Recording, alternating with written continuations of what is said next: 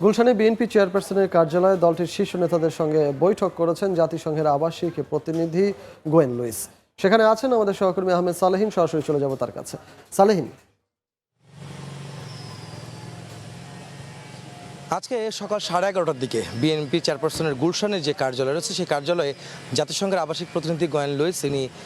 BNP মহাসচিব মির্জা ফখরুল ইসলাম আলমগীর সহ BNP প্রতিনিধি দলের সঙ্গে বৈঠক করেছেন এবং তারা বেশ কিছুক্ষণ আধা ঘন্টার মতো বৈঠক করেছেন এবং সেই বৈঠকে কিছু ফলপ্রসূ আলোচনা হয়েছে বলে বিএনপির তরফ থেকে জানানো হয়েছিল। এবং একই সঙ্গে আমরা জানতে পেরেছি যে যখন বৈঠক শেষ করে যখন তারা বের হয়ে আসেন তখন আসলে গোয়েন লুইস তিনি আমাদেরকে জানান যে বাংলাদেশে যে অন্তর্বর্তীকালীন যে সরকার এসেছেন শপথ নিয়েছেন গতকালকে তাদেরকে তিনি স্বাগত জানিয়েছেন, জাতিসংঘের পক্ষ থেকে স্বাগত জানানো হয়েছে এবং তাদেরকে পূর্ণ সমর্থন এবং সহযোগিতার বিষয়টি তারা নিশ্চিত করেছেন যে তারা দেশের অর্থনীতি এবং দেশকে গড়ে তোলার ক্ষেত্রে বা এই যে বর্তমান অবস্থা থেকে বের হয়ে আসার জন্য যেই ধরনের সহযোগিতা দরকার সেই সব সহযোগিতা তিনি করবেন। একই সঙ্গে তিনি বলেছেন যে দেশের যে অর্থনৈতিক অবস্থা যে বর্তমান অবস্থা আছে সেগুলোকে অগ্রগতির জন্য দেশ যেন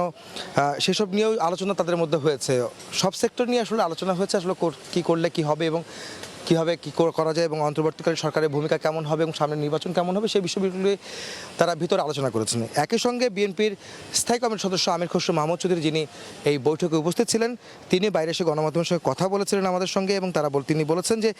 বাংলাদেশের মানবাধিকার গণতন্ত্র নিয়ে উন্নয়ন সহযোগিতার যে সংখ্যা ছিল সেটি কেটে গেছে এবং সবাইকে নিয়ে নতুন বাংলাদেশ তৈরি করতে হবে এটি তিনি প্রত্যয় ব্যক্ত করেন। এবং একই সঙ্গে তিনি বলেছেন যে এই সংকট কেটে গেলেও যে পর্যায়ক্রমে যেই দেশ যে গঠন করার ক্ষেত্রে তাদের ভূমিকা থাকতে হবে, জাতিসংঘকে সঙ্গে নিয়ে কাজ করবেন। এবং তারা বলছেন যে তাদের আমাদের কাছে একটা প্রশ্ন ছিল, অন্তর্বর্তীকালীন সরকার যেহেতু গঠন করা হয়েছে তাদের কাছে একটা প্রত্যাশা রয়েছে, প্রত্যয় রয়েছে, কিন্তু পরবর্তী নির্বাচন নিয়ে তার ভাবনা কি বা কী নিয়ে বিষয়টা রয়েছে, সময় এগিয়ে নেওয়া বা কবে নাগাদ নির্বাচন হতে পারে